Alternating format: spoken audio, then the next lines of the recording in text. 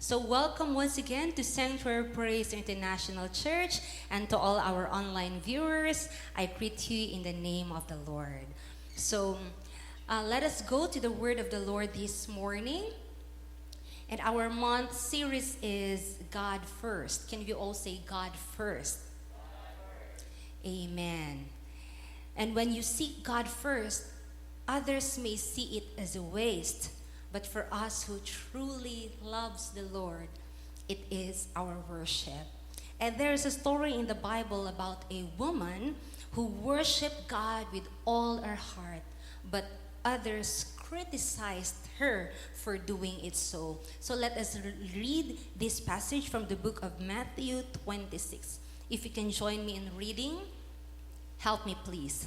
While Jesus was in Bethany, a woman came to him with an alabaster jar of very expensive perfume, which she poured on his head as he was reclining at the table. Let's read the next verse. When the disciples saw this, they were indignant. Why this waste? They asked. This perfume could have been sold at a high price and the money given to the poor. And next, let's read it together. Aware of this, Jesus said to them, "Why are you bothering this woman? She has done a beautiful thing to me. The poor you will always have with you, but you will not always have me.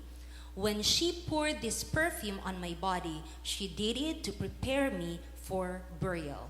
And the last verse, "Truly I tell you, wherever this gospel is preached throughout the world, what she has done will also be told in memory of her." Blessed be the reading of his word. The title for today's sermon is Waste or Worship.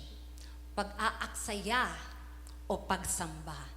I pray na wala pong ni isa sa atin dito ngayong umagang ito na makakapagsabi na lahat ng iyong ginagawa, lahat ng iyong binibigay, lahat ng iyong paglilingkod sa Panginoon ay sayang. But we will see it as a privilege that we can worship the Lord. So let's get to know about this story. As you have heard a while ago while we were reading that Jesus was at the house of Simon the leper at Bethany at meron pong isang babae na lumapit po kay Jesus na may daladalang isang sisidlang alabastro na may lamang mamahaling pabango at ibinuhos sa kanyang ulo habang siya'y nasa lapag.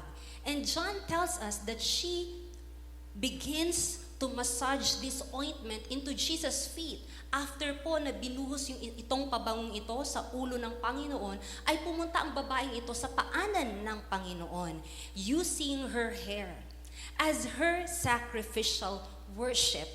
So for us to know that this perfume is so precious, it cost 300 denarii. Yung sa panahon po yun at irarelate or ilalagay po natin sa panahon ngayon, no, it is equivalent to 87,360. It's because, di ba, normally per day po ng isang normal na empleyado, no, nakakatanggap po siya ng 336. So if you will multiply it in a year, hindi pa kasali yung mga bonuses at saka yung mga overtime, so makakatanggap ang isang normal na empleyado ng 87,360. So this perfume used by the woman was so precious. Hindi po basta. At hindi po ito basta-basta makita kahit saan lang, no? And this perfume, this precious perfume was poured by this woman sa ulo ng Panginoon at hindi pa siya nakontento, binuhos na rin po, no, sa paanan ng Panginoon. At habang ginagawa po ito ng babaeng ito, meron pong group ng mga disciples, no, at mababasa niyo po ito sa John, that nag-leader si Judas, no? Si Judas, at ang sabi niya, why this waste? Nagalit po si Judas, bakit siya nagsasayang, no? In Tagalog version, if you read that in the Tagalog version, anong layunin ng pag-aaksayang ito? Galit na galit si Judas. Ang sakit magsalita ni Judas, ano? Tama po ba? Kasi sabi ni Judas, bakit mo binubuhos yan? Ang mahal-mahal yan. Sayang! Hinusgahan po si Maria, bakit kaya very uncomfortable si Judas? Tanungin niyo po ako bakit? Bakit very uncomfortable si Judas seeing Mary pouring and worshiping God? It's because na-expose ang puso ni Judas. Pusong mababa ang pagpahalaga kay Jesus na nagkukunwaring mabuting motibo. Judas was asking the motive, di ba? Layunin. So, he was asking about the motive. What is the motive behind all of this? Siguro sinabi ni Judas, sip-sip siya. Nagpalakas. No? Para kumbaga, sinasabi niya na, huwag mo naman masyadong galingan. Napapasama kami tuloy. Yun yung pinapahiwatig ni Judas. Naalala ko po tuloy na meron po isang couples banquet, o malapit yung couples night natin, no, sa lahat ng mga may asawa, this February. Meron pong couples banquet at kanya-kanya yung mga tatay may daladalang bulaklak sa kanilang asawa. So, ang saya-saya na siguro sabi ng tatay, naku, mamasayan talaga yung misis ko ngayon. May dumating na kasama nila, sobrang gara. Ang ganda, ang bongga-bongga ng flower bouquet, ang sobrang laki. So, napasabi tuloy yung isa, masyado mo namang ginandahan. Para pumangit tuloy itong dala ko para sa misis ko. Ito yung gustong gawin actually ni Judas. Kay Mary, ito ay pagsamba. Pero para kay Judas, yon ay pag-aaksaya. Sayang! Huwag ka nang mag-tights. Sayang. Huwag ka nang mag-morning prayer. Sayang yung time mo. Huwag mo naman masyadong galingan. Grabe naman. Ako wala akong ginagawa. No? You know what? Every time you hear this word from somebody telling you, di ka napapagod? Sayang naman ng time mo kaka-cell group. Sayang naman yung time pagsasamba mo. Alam mo na sinong nag-preach niyan. Preaching yan ni Judas. Okay? So alam na, okay? I believe wala yan dito. Tama ba? Sabi mo yung katabi mo, wala yan dito. Amen. Now, let me just focus with this line. Ano po ba ang pag-aaksaya or sayang? Kailan ba natin nasasabi na, naku, sayang naman? Sige nga, iisa-isahin muna natin. Sayang kung di mahalaga ang binibigyan. Tama? It's a waste of time or it's a waste if you are giving it to someone not important. Para bang ganito, hoy, ba't mo naman sa kanya binigay? Di naman kayo close. Sayang. Uy, bakit siya? Bakit mahalaga ba siya sa'yo? Bakit mo binigyan na ganon? Sayang. Bakit nga ba may mga taong nasasaktan kapag ang iba ay masaya? Bakit may mga taong nasasaktan pag binibigyan ng iba yung maganda? Pero pag sa kanila binigay, ang saya-saya. Diba, halimbawa, binigay ito, sayang naman. Siya lang. Ako wala. Pero pag siya ang binigyan, sasabihin na ko, ang saya-saya ko. What if ikaw yung binigyan nun? Nasubukan nyo na ba? Yung may natanggap kayo, tapos in your own very ears, narinig mo yung isang tao, at sa kanya, sayang. So na-feel nyo ba yung nafe-feel ni Jesus? Yung habang binubuhos ni Mary yung kanyang perfume na as form ng pagsamba at narinig niya po kay Judas na ito'y sayang lamang, ano kaya ang feeling ni Lord? Na pinaghihinayangan mo siya sa iyong ibinibigay sa Kanya. Every time naglilingkod ka sa Kanya. Kasi sabi ni Judas, ano ang layunin ng pag-aaksayang ito? Kasi kung ako si Jesus, mapapasabi tuloy ako na, ang tindi mo naman, Judas, wala pala akong halaga sa'yo. Kasi di ba being blessed is a cycle? You receive, you give. You receive, you give. You receive from the Lord, you give back to the Lord. You receive, you give. Kaso ang iba, gusto lang receive, receive, receive, receive. Walang giving. But here, Mary has proven that when you receive, you give as well.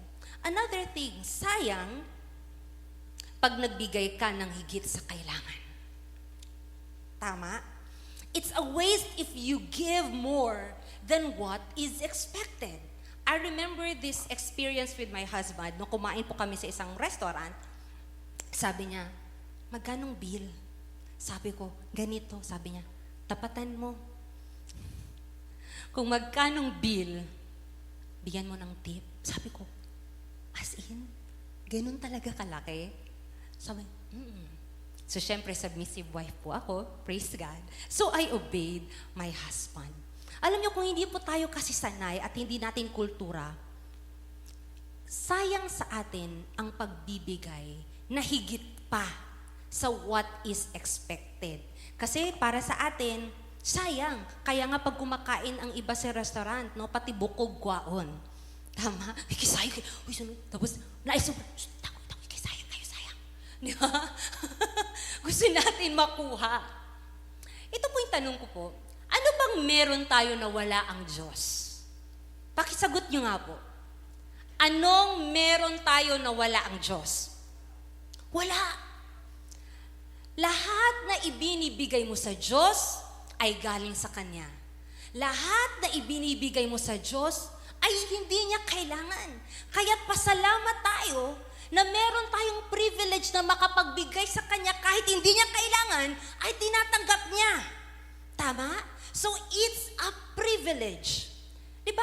Kung minsan, meron kang bigyan na tao at alam mong hindi niya naman kailangan. Or kung ituloy mong ibibigay, sabi, ay, hindi ko na kailangan. Bigyan mo na lang sa iba, hindi ko naman kailangan. Di ba? It's quite offending.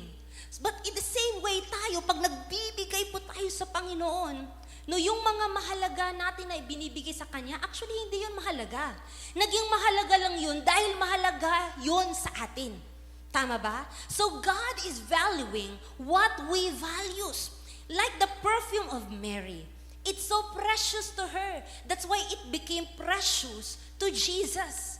So when God accepted our perfume, when Jesus accepted the perfume of Mary, it's not actually the perfume that He was accepting, but it was the worship.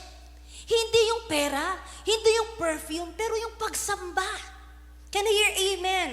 Every time nagbibigay ka sa Panginoon, whatever you give to the Lord, ang tinatanggap niya ay ang iyong pag-ibig.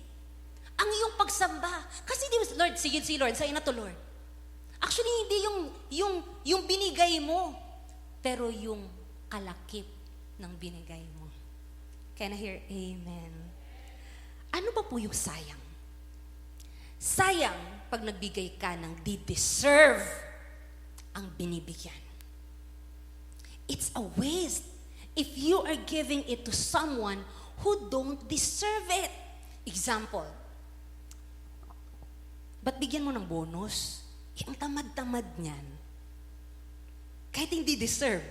Kaya pag hindi deserve, feeling mo sayang. Pero kung ikaw yun at alam mong hindi deserve, happy ka naman pag natanggap mo yung bonus na yun. Tama ba? We're just so blessed, no, in this ministry that we have leaders, dedicated and committed to serve the Lord. No, walay paglubad. No, from first service, second, third, fourth.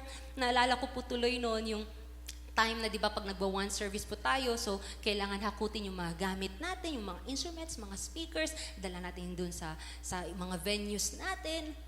Natanong ko po minsan yung isang mga leaders dito, sabi ko, hindi ka ba napapagod?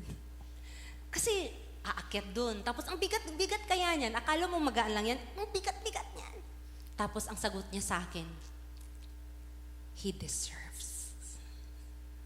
He deserves. You know what? Sa paglilingkod mo sa Panginoon, karapat-dapat siya sa effort mo. Higit pa, or even lagpasan pa, yung normal na effort. Dahil alam mo na yung binibigyan mo ng paglilingkod mo ay deserve na deserve. Pag alam mong deserve si Lord, palakpakan mo nga siya, Panginoon. Come on. Palakpakan mo yung Panginoon.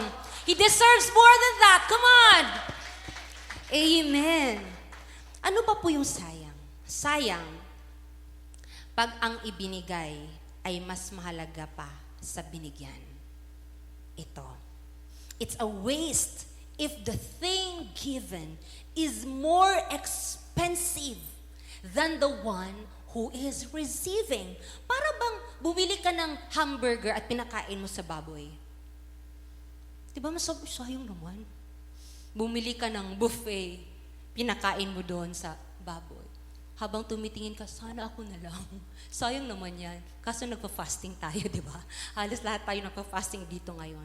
Alam niyo mga kapatid, kung ang feeling mo sayang, hindi mo talaga mahal ang binibigyan mo. Kasi pag mahal, mahal talaga. Can I hear amen? Ulitin ko po one more time. Kapag feeling mo na sayang, hindi mo mahal ang binigyan mo. Halimbawa po sa mga hindi makatites. Okay, wala po akong pinapatamaan, okay? Sa mga hindi marunong mag-tithes, di nila nakita ang kahalagahan ng Diyos sa kanilang 10%. Kaya tuloy sasabi nila, sayang. Di umabot sa 10%. Mas mahalaga ang 10% ko kaysa Diyos na binibigyan ko. Ouch! Ang sakit. But that's the truth. Yun ang nasasabi ng mga taong di nakakapag-tithes. Mas mahalaga pa si 10% kesa sa bibigyan. So every time na di natin na ibibigay kung ano ang para kay Lord, we are saying, God, this is more important than you. Masakit isipin, pero yun po ang totoo. According to verse 9, it says here, this perfume could have been sold at a high price and the money given to the poor. Alam po nila na malaki ang halaga kung ipagbibili ang pabango. Huy, mas dako pang balik, ana, iparuling sana. Ayos ang ihatag sa Ginoo. Alam niyo po bakit concern si Judas? Tanungin niyo ako bakit. Kasi po treasurer siya, no, sa group of 12 ni Jesus. At dahil treasurer siya, so kung pag ibebenta yung perfume na yon, di siya ang tatago ng pera. Ibig sabihin, makakakupit siya. Okay? So nag-gets yun na? So actually, pakitang tao lang yun ni Judas na concern siya sa poor. But actually, ang iniisip niya lang yung sarili niya. But Mary was selfless. Hindi niya inisip yung sarili niya. Hindi niya inisip, anong matitira sa akin? Paano na lang ako? Pinaghirapan ko to ng 1 taon. Kasi yung perfume niya, yung halaga niya, 1 taon. Pero hindi niya yun inisip. Giving her all to the Lord is not a waste, but a sacrificial worship. Sino pong handa magsakripisyo para sa Panginoon? Amen? Even in your uncomfortable moments, you will still worship the Lord. Now, let me go to the second part of my preaching today. What is sacrificial worship then? We have just heard what is a waste. Now, let us talk about worship. What is sacrificial worship? Number 1, it is beautiful thing to God. According to verse 10, aware of this, Jesus said to them, why are you bothering this woman? She has done a beautiful thing to me. You know what? I've realized, wala kang ibinibigay sa Diyos na sayang. Dahil lahat na ginagawa mo sa Panginoon, lahat na binibigay mo sa Panginoon, para sa Kanya, maganda ka. Amen? Maganda ang iyong ginagawa para sa Panginoon. Meron man siguro mga taong hindi na-appreciate yung ginagawa mo, yung binibigay mo sa Panginoon, but the Lord appreciates you. Sabihin mo yung katabi mo, proud si Lord sa'yo. Amen. I pray na makita po natin ang kagandahan at ang kahalagahan ni Jesus sa ating pagsamba. Nakusang buksan natin yung ating alabaster jar, nakusang buksan natin ang ating puso, ang ating buhay, at ibubuhos ang lahat-lahat para sa Kanya. Alam niyo po yung pagpunta niyo po dito ngayon, as you listen to the Word of God, as you worship the Lord, God is saying, anak, you're doing a beautiful thing. You're doing a beautiful thing. Amen? You will not care what people say, but what you will care is about what God says. Hallelujah. Let's go to the next slide. Sacrificial worship is better than charity. In verse 11, it says, "The poor you will always have with you, but you will not always have me." Dahil sa panahong yun, alam ni Jesus na malapit na po siyang ipapako sa krus. Kaya niya po ito sinabi sa kanyang mga disipulo. Charity is good, and giving to the poor is good. But sacrificial worship is better than charity. Gaano man kahalaga at kabuti ang iyong ginagawa sa iba, sa pamilya mo, sa ministry mo, the Lord is still more important. If the good works you're doing becomes a competition of your time for the Lord, then it's not a good thing anymore. Tanungin niyo ako po, bakit? Dahil naging karibal na siya ni Lord sa buhay mo. Listen, church, mas mahalaga si Jesus kaysa pagpunta sa isang barangay para maglinis, magpunta sa isang barangay kasi mag-distribute kayo ng pagkain. Okay po yun, don't get me wrong. But if it becomes a rival for the Lord, then it's not a good thing anymore. Example po, panahon ng simba. Tapos, pinuntahan mo yung kaibigan mo kasi nag-imbita sa'yo dahil birthday niya. Ang tanong po, hindi ba matutuloy yung birthday niya kung hindi ka pumunta? Siyempre matutuloy. Tama po ba? Ako, many times po ako, kinuha ng ninang, no? Ang dami ko pong mga inaanak. Pero ang dami ko rin pong hindi napupuntahan kapag linggo. Kasi po, nagiging karibal na siya sa puso ko. So kahit anong bagay, kahit alam mong yan ay mabuti, pero kung ito ay nakakakuha ng iyong oras, nakakakuha ng iyong atensyon para kay Lord, yun ay karibal ni Lord. Can I hear amen? Giving is good, but worship is better than charity. Amen? Sabi ni Lord, you will not always have me. Ibig pong sabihin nito, sa buhay natin, hindi mo alam kung ano yung mga paparating pa. So habang may oras ka, seryosohin mo na si Lord. Amen? Habang may oras pa, totohanin mo na si Lord. Sabihin mo katabi mo, ito daw mo na para kay Lord. Amen. Amen. Praise the Lord. Next thing, sacrificial worship understands who God is. In verse 12, it says, "When she poured this perfume on my body, she did it to prepare me for burial." Dahil in that time, malapit na po ang panahon na ipako si Kristo. You know what? Ang halaga ni Jesus ay hindi masusukat. Pero ang pagpapahalaga mo sa Kanya ay yun ang masusukat. Amen? So anything you do for the Lord shows how important He is to you. So naunawaan po ito ni Mary na mas mahalaga po si Jesus than her treasure. Na mas mahalaga kung kahit sa anong meron siya. Di yung kung ano ang merong natira, ayun para kay Lord. Kasi kung minsan, yung natira na lang para kay Lord. Yung natirang lakas na lang para kay Lord. No pagising sa umaga, naglaba, nagwalis, nagluto. At yung pagod na siya, at sabi niya, ay tapos na lahat. Pwede na akong mag-pray. Tirang lakas. Kung minsan, tirang oras. Ginawa mo na lahat ng mga gawain. At yung natira, yun na para kay Lord. Minsan, natirang pera. Pagkatapos ng binayaran ng ito, bayad dito, ito anak, ito, yung natira, yun ang para kay Lord. Sabihin mo yung katabi mo, wag naman yung tira-tira para kay Lord. Amen? Naalala ko po itong story ito. Sabi ng isang member sa church, kasi meron po siyang bagong sofa.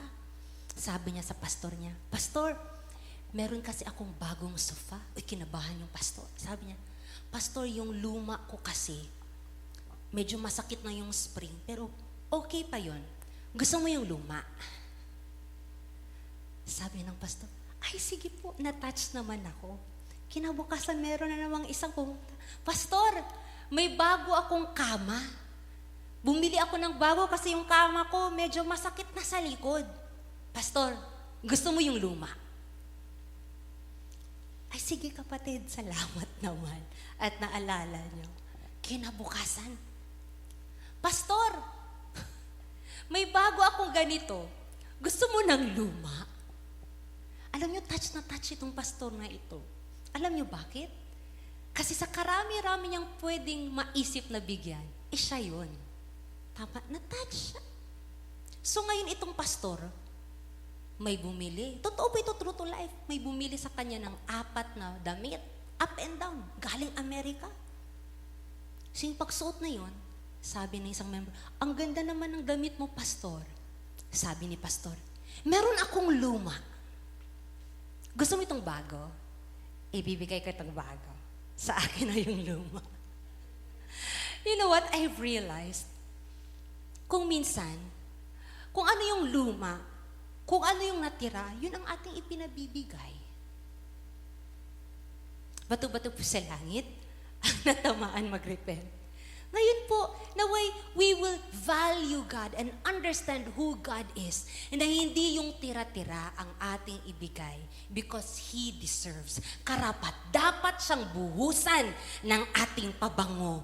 Amen? You won't care what others will say dahil meron at merong mga taong magsasabi sa iyong sayang. Pero alam mo, kung sino ang pinahahalagahan mo, ay yung pinakamahalaga sa lahat. Palakpakan nga natin si Jesus. Come on! Woo! Sacrificial worship is eternal. Ito po yung panghuli. In verse 13, truly I tell you, wherever this gospel is preached, throughout the world, what she has done will also be told in memory of her.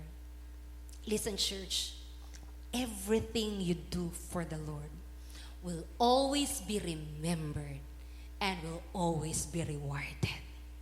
Lahat ng ginagawa mo para sa Panginoon will always be remembered, will always be rewarded. Amen? Mary was criticized by Judas, but Mary didn't defend herself. Hindi niya pinagtanggol yung sarili niya. Alam niyo bakit? Kasi pinagtanggol na siya ni Jesus. Si Jesus ay tagapagtanggol ng sino mang pinapahalagahan siya. Jesus will always defend everyone who honors Him. Kaya humanda ka! Humanda ka na nagpasyang pahalagahan ang Diyos! Because Jesus will defend you, Jesus will vindicate you. Hayaan mo yung mga taong nagsasabi sa iyong sayang. Dahil si Lord ang magtatanggol sa iyo. Ilaban mo at ilalaban ka ng Panginoon. Ilalaban mo itong isang buwang ito, ilalaban ka ni Lord ng buong taon. Hallelujah! Amen! Ilalaban ni Lord yung babayaran mo. Ilalaban ni Lord yung pag-aaral mo. Ilalaban ni Lord yung kinabukasan mo. Ilalaban ni Lord yung board exam mo. Ilalaban ni Lord yung kasal mo, yung love life mo, yung marriage mo, yung family mo. Ilalaban ka ni Lord. Hallelujah! Praise the Lord. And here's the thing. Si Mary, hindi niya po dinipensan yung sarili niya. One thing I've realized, you don't need to explain everything you do for the Lord. Anumang pagpapahalaga ang gagawin mo para sa Diyos, ay di mo kailangang ipaliwanag kahit kanino. Let God do the defending for you. Pag may nakita kong post against you, hindi mo naman kailangan siyang i-post din ng masama. Right? Kasi kung minsan yung isang tao, pinapasama niya yung mukha ng isang tao para siya ay maging maganda. Hindi mo naman kailangan. You don't need to defend yourself. You don't need to explain why you give your tithes. You don't need to explain why you give your first fruits, why you serve. Let God vindicate you Can I hear amen? Dahil si Lord mismo ang nagsabi kay Judas, huwag mong pigilan ang babaeng yan. Whew. Amen. Hayaan mo siya. Sapagkat ang kanyang ginagawa ay mabuti para sa akin. Kaya sa lahat po na naglilingkod kay Lord at may mga nagkri-criticize sa'yo, ito lang ang sasabihin ni Lord, hayaan mo sila. Sabi mo katabi mo, hayaan mo sila. Amen. Dahil sa huli, ipapakita ni Lord ang kakaiba ng taong naglilingkod sa Kanya at ang taong hindi nagpapahalaga sa Kanya. At masasabi ng iba, bakit kaya siya blessed na blessed? Woo! Amen! Ipapakita ni Jesus ang kakaiba. Kaya kung ikaw ang taong nagsasabi na sayang ang mga taong nagpapahalaga sa Diyos at nagbubuhos ng pabango at naglilingkod sa Diyos, ang sagot ni Lord, hayaan mo siya. Hayaan mo siya. Hayaan mo siya. Walang sayang sa anumang ginagawa para kay Jesus. Walang sayang. Can we all shout, walang sayang? Nothing is wasted to the Lord. Hindi sayang yung pamasahe mo. Hindi sayang yung panahon mo. Kanina pumunta sa first service, bumalik sa second service. Hindi sayang yung panahon mo. Hallelujah! Hindi sayang dahil mahalaga ang binibigyan mo ng oras mo, ng buhay mo. Hindi sayang pag nag-tithes ka. Hindi sayang pag nag-first fruits ka. Dahil bakit? Walang sayang kay Lord. Can we all say once again, walang sayang kay Lord? Lastly, God first, all will be added. In Matthew 6:33, ngunit higit sa lahat, ay pagsikapan ninyo na kayo'y pagharian ng Diyos at mamuhay ng ayon sa Kanyang kalooban at ibibigay niya sa inyo ang lahat ng iyong pangangailangan. Ang issue ni Judas, yung mga mahirap, kuno. Pero para kay Lord, hindi pagbebenta ng pabango ang sasagot ng kahirapan. Hindi ang trabaho mo ang sasagot na ginagawa mong gabi or araw yung gabi. Pero ang alam nyo, ano sagot? Kung unahin mo siya. Higit sa lahat, kung uunahin mo siya, ang lahat ng iyong pangangailangan ay ibibigay. Kung uunahin mo si Lord para kay Mary, ang kamatayan ni Jesus na pinapahalagahan niya sa pamagitan ng pagbuhos ng pabango ang lulutas ng problema ng kahirapan. Hindi lang sa panahong noon, kundi hanggang ngayon. Listen, church, unahin mo lang ang interest ni Lord. Huwag mong paghinayangan yung 10% mo. Mas malayo ang mararating ng 90% mo na iniingatan ng Diyos kaysa sa 100% mo na walang proteksyon ni Lord. Unahin mo yung interest ng Panginoon. Sa lahat ng mag-first fruits, ito'y pagbibigay ng karapatan na upang pagpalain ni Lord ang susunod. Dahil wala naman talagang katiyakan ang susunod. Pero hawak ng Diyos ang kabuuan. Amen? Kung Kanya ang unang bunga, magiging Kanya ang kabuuan. Amen? Kaya ako mga kapatid, I am blessed dahil meron pong first fruit. Dahil pagbibigay ito sa Diyos ng karapatan para pagpalain ang susunod na mga buwan at sa buong taon. Amen? So get ready for this. I want you all to be excited. February 7, that's our first fruit festival. Huwag mong paghinayangan ang first fruit mo.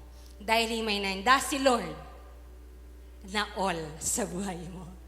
Lahat-lahat ibibigay niya. As I end today, let me remind you that anything you give to the Lord is never, never wasted. Amen?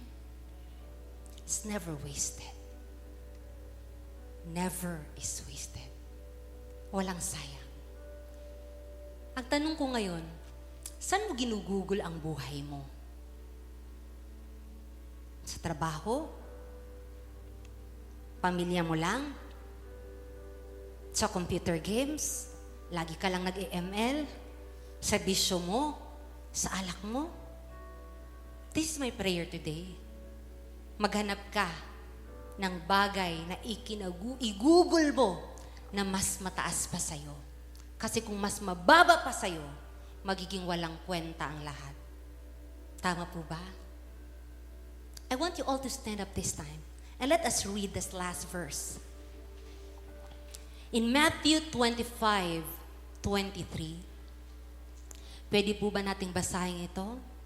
Ready, go. Well done, good and faithful servant. You have been faithful with a few things. I will put you in charge of many things. Come and share your master's happiness. Hallelujah. I want you all to bow down your heads in a minute.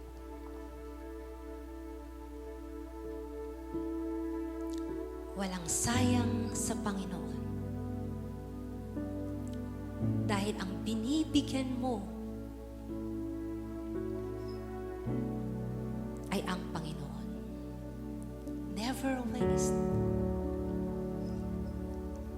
This morning, let me ask you, ano ang pumipigil sa'yo? Dahil wala nang mas mahalaga kesa kay Lord. Sa pagbuhos ni Mary ng kanyang alabaster jar, naamoy po ito ng Panginoon. Yung buhay mo ngayon, naaamoy ka ni Lord. Yung paglilingkod mo, naaamoy ka ni Lord. And He's saying, come, share your Master's happiness. So today, consider yourself that you are the alabaster jar. Why don't you open it this time and break it to the feet of the Lord and saying, God, here I am. Take me. Thank you, Jesus.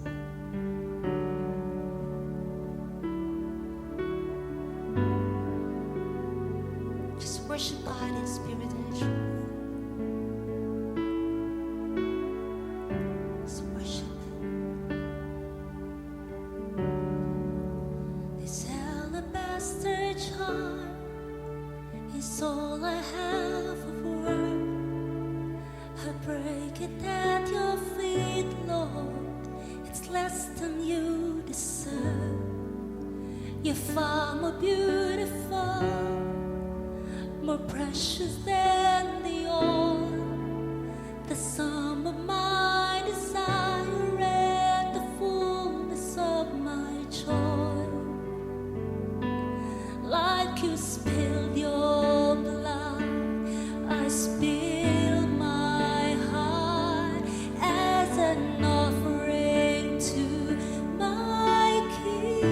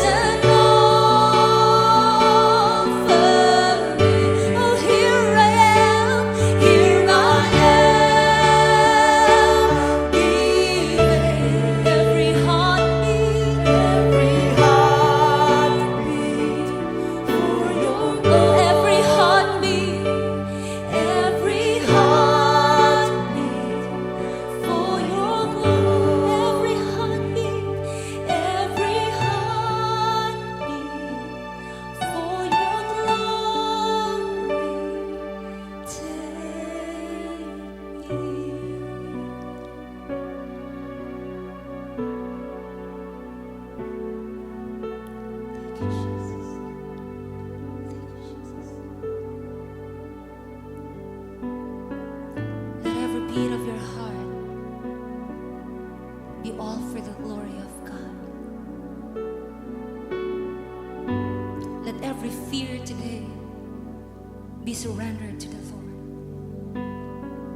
Kung meron mang mga worries, kung merong mga takot, kung merong mga unforgiveness, why don't you just pour it all to the Lord today?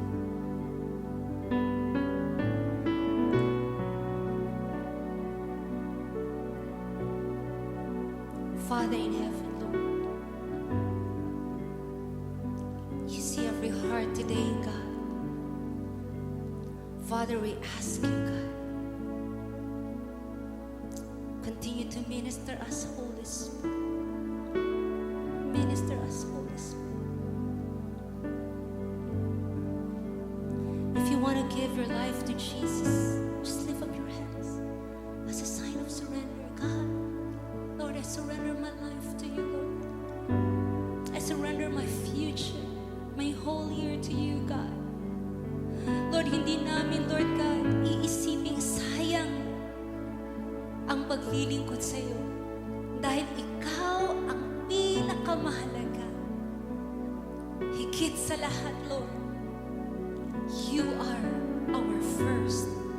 So, Father, bless everyone today, God. Bless everyone, Lord. Healing to those who need healing. Freedom to those who need freedom. Thank you, Jesus. Can you say this prayer after me? Lord Jesus, I give you my life. I surrender everything to you. Surrender everything to you. And I make you I make you as my Lord and my Savior. Lord and Savior. This year, This year, tomorrow, tomorrow, I will seek you first. I will seek you first. You are my first. You are my first. In Jesus' name, In Jesus' name. amen. Amen. Come on, let's give God a mighty clap of praise. Come on. Come on. Come on. Thank you, Lord. Thank you, Lord. Walang sayang sa Panginoon. You may now be seated.